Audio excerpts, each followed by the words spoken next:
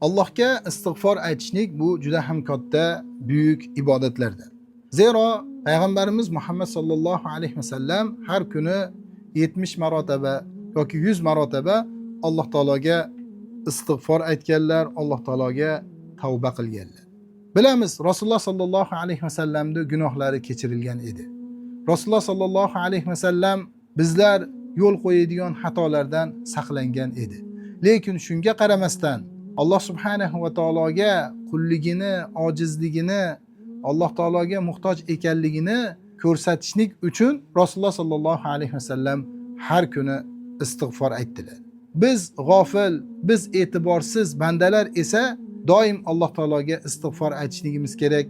Alloh subhanahu va taologa tavba qilishligimiz kerak. Albatta Alloh taolo tavba qiluvchi bandalarni yaxshi ko'radi.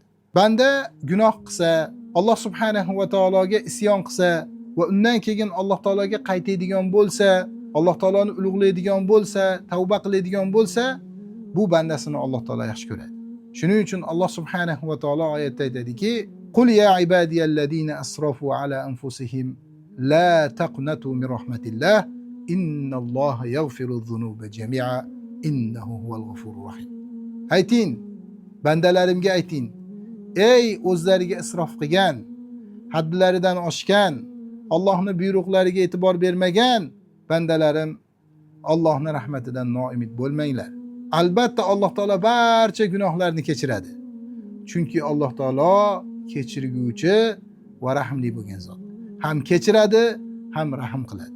Kim istig'for aytib, Allohga tavba qilib, Allohga qaytadigan bo'lsa, albatta Alloh taolo uni kechiradi va Alloh subhanahu va taolo unga rahm qiladi. Insonni gunohlarga istig'for aytmaslik, tavba qilmaslik ko'p yaxshilikdan mahrum qiladi. Zero bu gunohlar bizlarga bo'lgan yuk. Bu yukni biz istig'for bilan va tavba bilan olishligimiz kerak. Mana shunda Alloh taolo tomon harakatimiz yaxshilanadi.